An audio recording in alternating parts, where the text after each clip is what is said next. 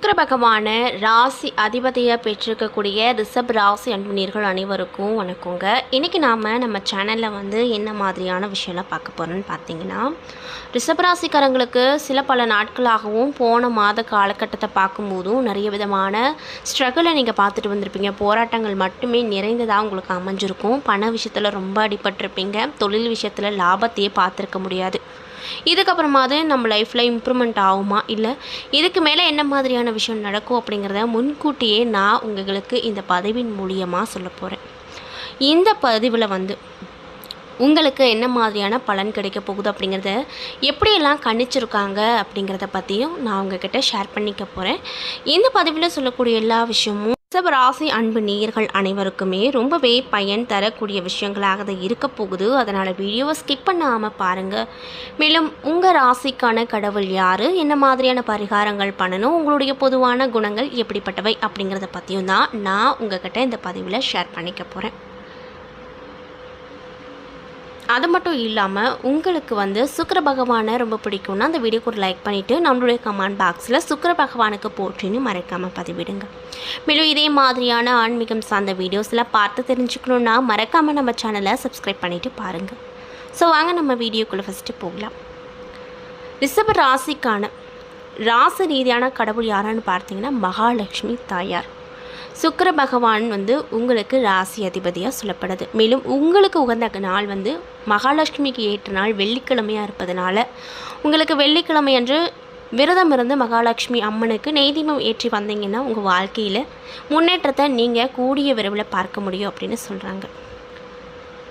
அது மட்டும் இல்லாமல் நீங்கள் மற்றவங்க கண்ணுக்கு எப்படிப்பட்டவங்க அப்படிங்கிறத பார்க்கலாம்.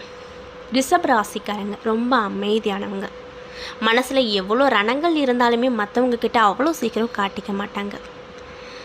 தனக்கு இன்னொரு முகம் இருக்குது அப்படிங்கிறத மற்றவங்க கிட்ட என்றைக்குமே காட்டிக்கொள்ள விரும்பாத ஒரு நபர் அப்படின்னே சொல்லலாம்.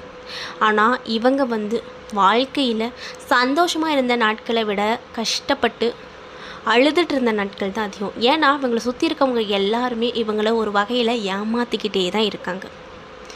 இவன் அமைதியாக இருக்கான், இவன் எதுவும் கேட்க மாட்டான், இவன் அப்படித்தான் அப்படின்னு ஏமாந்தவன்னு நிறைய பேர் நீங்கள் மற்றவங்கக்கிட்ட எடுத்திருப்பீங்க. என்னதான் அவங்க முன்னாடி உங்களை புகழ்ந்து பேசினாலும் நீங்கள் போனதுக்கப்புறம் உங்களை தாழ்ந்து பேசக்கூடிய நபர்கள் தான் உங்களை சுற்றி இருப்பாங்க.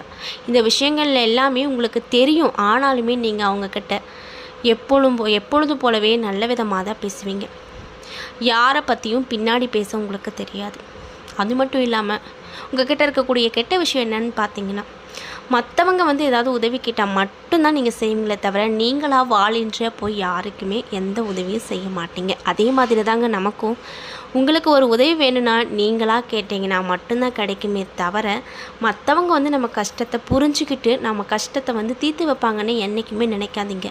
நான் ஏன் இப்படி சொல்கிறேன்னு பார்த்தீங்கன்னா, உங்களை சுற்றி இருக்கவங்க எல்லாம் நல்லவங்க கிடையாது. 50% நல்லவங்களாக இருக்காங்க. 50% நம்ம எப்படா கீழே விழுவோம் குழியில் விழுவோம் அப்படின்னு பார்க்கக்கூடிய நபர்களாக தான் இருக்காங்க. அது மட்டும் இல்லாமல் நான் சொல்கிறது உண்மையாக இருந்தால் நம்மளுடைய கமெண்ட் பாக்ஸில் ஆமான்னு சொல்லுங்கள். அது என்னென்னு பார்த்தீங்கன்னா, உங்கள் வாழ்க்கையில் நீங்கள் சந்தோஷமாக இருந்த நாட்களை விட கஷ்டப்பட்டுட்டு இருந்த நாட்கள் தான் அதிகம் அப்படின்னா கண்டிப்பாக நம்மளுடைய கமெண்ட் பாக்ஸில் பதிவிடுங்க. அது மட்டும் இல்லாமல் என்ன காரணத்துக்காக நீங்கள் கஷ்டத்தில் இருந்தீங்க அப்படிங்கிறதையும் மறக்காமல் சொல்லுங்கள். நீங்கள் கஷ்டத்தில் இருக்கும்போது உங்கள் கூட நெருங்கி பழகினவங்க கூட உங்களுக்கு ஒரு வார்த்தை ஆறுதல் சொல்ல மாட்டாங்களா அப்படின்னு ஏங்கிட்டு இருப்பீங்க. ஆனால் அவங்க கூட இருக்கவங்க யாருமே உங்களுக்கு சப்போர்ட் பண்ணுற நிலையிலே இருக்கவே மாட்டாங்க. ஏன்னா உங்களை ஒரு பகடக்காயாக மட்டும்தான் அவங்க யூஸ் பண்ணுறாங்க. அது எதனாலன்னா, எல்லா விஷயத்துக்கும் அமைதியாக இருப்பீங்க, பேச வேண்டிய இடத்துல பேச மாட்டீங்க அப்படின்னு ஒருத்தங்க இருந்தால் அவங்கள நம்ம ஈஸியாக ஏமாற்றிடலாம், ஈஸியாக அவங்க கிட்டேருந்து வேலையை வாங்கிடலாம் அப்படின்ட்டு தான் மற்றவங்க நினைப்பாங்களே தவிர உங்களை மற்றவங்களுக்கு பிடிக்கிறதுங்கிறது கொஞ்சம் கம்மி தான். ஏன்னா மற்றவங்கக்கிட்ட பேசி பழகி அவங்க கருத்துக்களை நீங்கள் பரிமாறுவதன் மூலமாக தான் உங்களுக்கு ஃப்ரெண்ட்ஷிப் சர்க்கிள் அதிகமாக ஏற்படும். அந்த பேச்சு அப்படிங்கிறதே இந்த இடத்துல கம்மியாக ஆயிடுச்சுன்னா கண்டிப்பாக உங்களுக்கு ஃப்ரெண்ட் சர்க்கிளும் கம்மியாக ஆயிருங்க.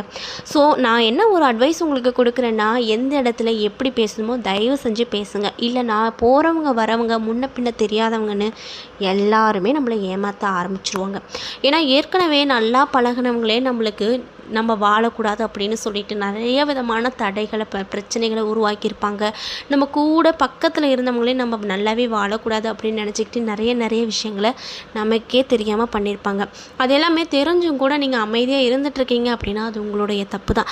ஸோ என்ன விஷயம் யார் பண்ணுறாங்கன்ற விஷயம் உங்களுக்கு தெரிஞ்சிருச்சு, அதாவது இவங்க தான் உங்களுக்கு இந்த மாதிரி விஷயத்தை ஏற்படுத்துகிறாங்கன்னு தெரிஞ்சிருச்சுன்னா அவங்க முன்னாடி போய் நான் என்னப்பா உனக்கு துரோகம் பண்ணேன், நீ என் கூட நல்லா தான் பேசிகிட்ருக்கேன், நானும் உன் கூட நல்லா தான் பேசிகிட்ருக்கேனே தவிர நான் ஏதாவது உன் வாழ்க்கையில் தலையிடுறேன்னா நான் பாட்டுக்கு என் போக்கில் இருக்கேன், அதே மாதிரி இருந்துட்டு போ. இந்த ஒரு வார்த்தை மட்டும் நீங்கள் சொல்லி பாருங்களே, கண்டிப்பாக நம்ம பண்ணுற விஷயம் உனக்கு தெரிஞ்சிருச்சு, இதுக்கு மேலே நம்ம அவங்ககிட்ட கொஞ்சமாவது உண்மையாக இருக்கணும் அப்படின்னு சொல்லிட்டு உங்கள் சுற்றி இருக்கவங்க உங்களை கொஞ்சமாவது ஏமாற்றாமல் இருப்பாங்க. ஸோ தயவு செஞ்சு பேச வேண்டிய இடத்துல பேசுங்க, அமைதியாக இருக்காதீங்க. அது மட்டும் இல்லாமல் இந்த உலகமே ஒரு நாடக மேடை தாங்க. யார் நல்லவங்க யார் கெட்டவங்க அப்படின்லாம் நம்மளால் கணிச்சிட்டு இருக்க முடியாது. ஏன்னா ஒரு நாளையில் நம்ம ஒரு 100 பேரையாவது பார்ப்போம். அதில் யார் நல்லவங்க யார் கெட்டவங்க, யார்கிட்ட பேசணும் யார்கிட்ட பேசக்கூடாது அப்படின்னு டிசைட் பண்ணுறதுக்குள்ளே அந்த நாளே நமக்கு முடிஞ்சிடும். ஏன்னா ஒரு நாளைக்குன்னு நம்ம வந்து ஒரு இது பண்ணணும் அது பண்ணணும் ஒரு வேலைகளை பிரித்து வச்சுருப்போம். இது வந்து மற்றவங்கள பார்த்துட்டு அவங்கக்கிட்ட பேசலாம் இவங்ககிட்ட பேசக்கூடாது அப்படின்னு அதையவே பார்த்துட்டு இருந்தோம்னா நம்மளோட லைஃப்பை நம்ம என்றைக்கு பார்க்குறது. அதனால் யாராக இருந்தாலும் சரி எவராக இருந்தாலும் சரி எப்படிப்பட்டவங்களாக இருந்தாலும் சரி பேச வேண்டிய இடத்துல கண்டிப்பாக நீங்கள் பேசணும் அப்படிங்கிறது என்னோட சின்ன அட்வைஸாக இருக்குது. ஸோ கண்டிப்பாக வாய் திறந்து தயவு செஞ்சு பேசுங்க. அதே போல் சில பல காலங்களாகவும் போன மாதத்தை ஒப்பிட்டு பார்க்கும்போது இப்போ இந்த ஜூலையில் உங்களுக்கு என்ன மாதிரியான விஷயங்கள்லாம் ஏற்பட போகுது, என்னென்ன மாதிரி மாற்றங்கள் கிடைக்கும், கோச்சாரத்தின்படி கிரகங்களுடைய சஞ்சாரத்தால் என்ன மாதிரியான விஷயங்கள் நடக்க போகுது அப்படின்றத இந்த பதிவில் பார்க்கலாம்.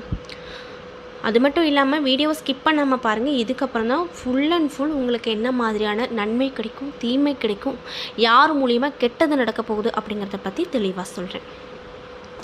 ரிஷபராசிக்காரங்களை பொறுத்த வரைக்கும் தற்போதைய நிலையை நம்ம ஒப்பிட்டு பார்க்கும்போது சில பல ஆண்டுகளாகவே நிறைய பிரச்சனை நிறைய போராட்டம், சின்ன விஷயம் பண்ணுனா கூட அது நமக்கு தடையாக தான் வருது, செய்ய முடியல, கை வரைக்கும் வந்துட்டு அதுக்கு மேலே செய்ய முடியாத ஒரு சூழ்நிலை ஆயிடுச்சு அப்படின்னு தான் நீங்கள் நிறைய பேர்கிட்ட சொல்லியிருப்பீங்க. அந்த நிலையெல்லாம் கண்டிப்பாக இந்த காலகட்டத்தில் கிரகங்களின் கோச்சாரப்படி மாறப்போகுது அப்படின்னு சொல்லப்படுது. உங்கள் உழைப்புக்கேற்ற ஊதியம் கிடைக்க போகுது. அதாவது ஒரு 10 வருஷமாக ஒரு கம்பெனியில் வேலை செய்கிறீங்க, உங்களுக்கு பின்னாடி வந்து சேர்ந்தவங்களாம் நல்ல சம்பளத்தில் நல்ல பதவி உயர்வெல்லாம் அவங்களுக்கு கிடச்சிருக்கும். ஆனால் நீங்கள் இந்த 10 வருஷத்துக்கு முன்னாடி என்ன வேலையை செஞ்சுட்டு இருந்தீங்களோ அதே வேலையை செஞ்சிட்ருக்கீங்க, கம்மி சம்பளத்தில் இருக்கீங்க அப்படின்னு சொல்லி ரொம்பவே கஷ்டப்பட்டு வந்த ரிஷபராசிக்காரங்களுக்கு அடுத்தடுத்த காலகட்டத்தில் நீங்கள் எதிர்பார்க்க முடியாத அளவில் பண உதவியும் கிடைக்கும், லாபமும் கிடைக்கும், பதவி உயர்வும் வரப்போகுது. அதில் எந்த ஒரு மாற்று கருத்தும் இல்லை. முக்கியமாக உங்களுக்கு இந்த காலகட்டத்தில் என்ன மாதிரியான கெட்ட விஷயம் நடக்கும் அப்படின்னு பார்த்தீங்கன்னா, எவ்வளவு தான் ஓடி வேலை செஞ்சாலுமே சம்பாதிச்ச பணம் வந்து நம்ம கையில் நிற்க மாட்டேங்குது. வலது கையில் வாங்கினா இடது கையில் செலவாகுது, அது எப்படின்னே தெரியல அப்படின்ற அளவுக்கு உங்களுக்கு நிறைய விதமான செலவுகள் வரும். நைட்டு நேரம் கூட பார்க்காம ஏதோ ஒரு ரூபத்தில் செலவுகள் வந்து வரிசையாக நின்றுட்டுருக்கும். காலையில் கண் விழித்து பார்க்கும்போது இன்றைக்கி நம்ம என்ன செலவு செய்ய போகிறோமோ, கடவுளே என்னடா இது பணம் கையில் கிடச்சாலும் தங்க மாட்டேங்குதே அப்படின்னு வருத்தம் வரும். இதனால் மன அழுத்தமும் கிடைக்கும். இந்த மாதிரி நேரத்தில் கண்டிப்பாக நீங்கள் வந்து கோவில்களை சென்று வாங்க, நெய்தீபம் ஏற்றிட்டு வாங்க, கண்டிப்பாக நல்ல பலன்கள் கிடைக்கும். அது மட்டும் இல்லாமல் இன்னும் சிலருக்கு சொல்ல முடியாத அளவுக்கு கடன் தொல்லை அப்படிங்கிறது வரும். ஒரு கடனை வாங்கிட்டு அந்த இன்னொரு கடன் அடைக்கிறதுக்கு இன்னொரு கடன் வாங்கக்கூடிய ஒரு நிலை வரப்போகுது. நம்ம வாழ்க்கை அவ்வளோதான்ப்பா, இதுக்கப்புறம்லாம் ரொம்ப கஷ்டம், சுற்றி ஒரே கடனாக இருக்குது, பிரச்சனையாக இருக்குது, என்ன பண்ணுறதுனே தெரியல அப்படிங்கிற ஒரு நிலை வருங்க. இதனாலேயே பாதி நைட்டு தூங்காமல் ரொம்பவே புலம்பி போயிருப்பீங்க. இதெல்லாம் எதனாலனா கிரகங்களுடைய சேர்க்கை வந்து பலவீனமாக இருப்பதனால தான் உங்களுக்கு இப்படிப்பட்ட பிரச்சனையெல்லாம் வரப்போகுது அப்படின்றத முன்னெச்சரிக்கையாகவே சொல்கிறேன். ஸோ நீங்கள் வந்து முக்கியமாக என்ன மாதிரியான நடவடிக்கை எடுக்கணும் அப்படின்னு பார்த்தீங்கன்னா, பண விஷயத்தில் நீங்கள் ரொம்ப இந்த காலகட்டத்தில் அடிப்படுவதனால தேவையில்லாத செலவை குறைச்சிக்கோங்க. அது மட்டும் இல்லாமல் உங்கள் கையில் இந்த கையில் வாங்குறது அந்த கைக்கு தெரிய மாட்டேங்குது, அந்த அளவுக்கு செலவாகுது அப்படின்னு நீங்கள் சொல்கிறீங்கல்ல, அந்த செலவை எப்படி கட்டுப்படுத்தணும் அப்படின்னு நான் சொல்கிறேன் பாருங்கள். என்னென்ன விஷயம்லாம் தேவையானதோ அதை மட்டும் வாங்கிக்கோங்க. தேவையில்லாத செலவை கண்டிப்பாக நீங்கள் குறைச்சிக்கிட்டிங்கனாவே உங்கள் கையில் பணம் இருந்துக்கிட்டே இருக்கும். அது மட்டும் இல்லாமல் உங்களுடைய மனதில் ஒரு விதமான குழப்பம் இருந்துக்கிட்டே இருக்கும். நைட்டு தூங்க விடாமல் கஷ்டப்படுத்தும். அது என்ன குழப்பம்னு பார்த்தீங்கன்னா பணம் தாங்க. உங்களுக்கு இந்த காலகட்டத்தில் பணம் சார்ந்த விஷயத்தில் கவனமாக இருக்கணும்னு ஜோதிட ரீதியாக சொல்கிறாங்க. ஸோ கண்டிப்பாக நீங்கள் கவனமாக இருந்துக்கோங்க. எப்பொழுதுமே உங்கள் கையில் பணத்தை வச்சுக்கிட்டே இருங்க. அது மட்டும் இல்லாமல் பொருளாதாரம் தான் பிரச்சனையே இப்படி இருக்குது. மன உளைச்சலும் இன்னொரு பக்கமும் போட்டு உங்களை வாட்டி வதைக்கும். என்னடா பண்ணுறது, எப்படா அந்த காலத்தை ஓட்டி தள்ளுறது, எப்படா சாமி அடுத்த மாதம் வரும் அப்படிங்கிற ஒரு நிலையை உங்களுக்கு கொடுக்கும். நீங்கள் உங்கள் உயிருக்கு மேலே ஒருத்தங்களை நம்பியிருப்பீங்க. அவங்கக்கிட்ட இந்த காலகட்டத்தில் ஒரு உதவியை கேட்டிருப்பீங்க. ஆனால் அவங்க என்னால் பண்ண முடியாது, மன்னிச்சிடு, என்கிட்ட அந்தளவுக்கு எதுவும் இல்லை அப்படின்னு சொல்லும்போது உங்களுக்கு அந்த இடத்துல ரொம்பவே கஷ்டத்தை தரக்கூடிய ஒரு விஷயமா அமைஞ்சிருக்கும். ஏன்னா அவங்களுக்காக நீங்கள் மற்றவங்க நிறைய உதவிகளை அவங்களுக்கு மற்றவங்க மூலியமாக பண்ணியிருப்பீங்க. ஆனால் உங்களுக்குன்னு ஒரு பிரச்சனை வரும்போது அவங்க உங்களுக்கு உதவி பண்ண முடியல அப்படின்னு சொல்லும்போது இது உங்களுக்கு பெரிய ஏமாற்றத்தை தான் கொடுக்கும். அதனால் நீங்கள் யாரையெல்லாம் நம்பியிருக்கீங்களோ அவங்கக்கிட்ட எந்த உதவியுமே கேட்காதீங்க. இப்போதைக்கு உங்கள் கையில் இருக்கிற பணத்தை வச்சு சமாளிச்சுக்கோங்க. சொல்லப்போனால் இந்த காலகட்டம் உங்களுக்கு ரொம்பவே அதிர்ச்சியை தரக்கூடிய காலகட்டமாக தான் இருக்கும். ஸோ எது நடந்தாலும் பரவாயில்ல, எப்படி நடந்தாலும் பரவாயில்ல அப்படின்னு சொல்லிட்டு தன்னம்பிக்கையோடு நீங்கள் நடை போடணும், வெற்றி நடை போடணும். கண்டிப்பாக எல்லாமே நல்லதுக்கே அப்படின்ற இந்த ஒரு விஷயத்தை மட்டும் உங்களுடைய ஞாபகத்தில் வச்சுக்கோங்க. கண்டிப்பாக நடக்கிறதுல நன்மைக்காக மட்டுமே இருக்கட்டும் அப்படின்னு நானும் நினச்சிக்கிறேன். அது மட்டும் இல்லாமல் இந்த உலகத்தில் ரிஷப ராசிக்காரங்க நிறைய பேர் இருக்காங்க. ஆனால் உங்ககிட்ட ஒரு விஷயம் மட்டும் நான் உறுதியாக சொல்கிறேன். அது என்னன்னு பார்த்தீங்கன்னா, உங்களுக்கு இந்த காலகட்டத்தில் வரக்கூடிய தடையும் சரி, அவமானமும் சரி, பண கஷ்டமும் சரி உங்கள் திறமையால் வருவது கிடையாதுங்க. அது கிரகங்களின் கோச்சார சஞ்சாரத்தின் படி தான் உங்களுக்கு இந்த காலகட்டத்தில் சோதனை வரப்போகுது. அதை தவிர்த்து அடுத்தடுத்த காலகட்டத்தில் கண்டிப்பாக உங்களுக்கு நல்லது நடக்கும். அதனால் நீங்கள் பயந்துக்க வேண்டாம். நிறுத்தி வைத்திருந்த ஒரு விஷயத்தை, தொழிலை இந்த காலகட்டத்தில் நடக்கக்கூடிய ஒரு நல்ல வாய்ப்பு உங்களுக்கு இந்த காலகட்டத்தில் வரும். சொல்லப்போனால் உங்களுக்கு ஒரு 50% கெட்ட விஷயம் நடந்தாலுமே 50% நன்மை தரக்கூடிய நல்ல நல்ல சந்தர்ப்பங்கள் கிடைக்கும். அந்த சந்தர்ப்பங்களில் என்ன எப்படி வருது அப்படின்னு மட்டும் பார்த்து கவனித்து பயன்படுத்திக்கோங்க, மிஸ் பண்ணிடாதீங்க.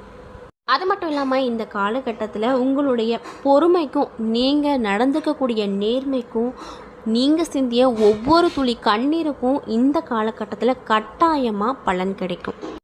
உங்களை சுற்றி இவ்வளோ நாளாக இருந்து வந்த இருட்டான ஒரு சூழ்நிலை அப்படிங்கிறது இதுக்கு மேலே ஒரு வரப்பிரசாதமாக கிடைக்க போகுது. அதாவது இதுக்கு முன்னாடி கஷ்டத்தில் மட்டும் இருந்துட்டு வந்த நீங்கள் இதுக்கு மேலே ஒரு நல்ல வெளிச்சத்தை பார்க்க போகிறீங்க. இது நீங்களே வியந்து பார்க்கக்கூடிய அளவுக்கு அந்த மாற்றமானது இருக்கும். யாரெல்லாம் உங்களை அவமானப்படுத்தினாங்களோ, கஷ்டப்படுத்தினாங்களோ, உங்களை பார்த்து ஏளனமாக நினைச்சாங்களோ அவங்க முன்னாடி எல்லாமே நீங்கள் உயர்ந்து நிற்பீங்க. மரியாதையும் கிடைக்கும். மற்றவங்க இவன் ஆகவே மாட்டான், இவன் இதுக்கெல்லாம் செட் ஆக மாட்டான், இவனுக்கெல்லாம் அதெல்லாம் வராது அப்படின்னு சொன்னவங்களுக்கு முன்னாடி எல்லாத்தையுமே செஞ்சு காமிச்சு வெற்றி பெறக்கூடிய நல்ல நல்ல வாய்ப்புகள் உங்களுக்கு இந்த காலகட்டத்தில் கண்டிப்பாக கிடைக்கும். அதனால் கவலைப்படாதீங்க. நீங்கள் இழந்த எவ்வளோ பெரிய பணமாக இருந்தாலும் சரி அது கிடைக்கும், நிம்மதி கிடைக்கும், மரியாதை கிடைக்கும். அது மட்டும் இல்லாமல் இந்த காலகட்டத்தில் மிகப்பெரிய வரப்பிரசாதமாக தான் அமைய போகுது. அதனால் பயந்துக்காதீங்க.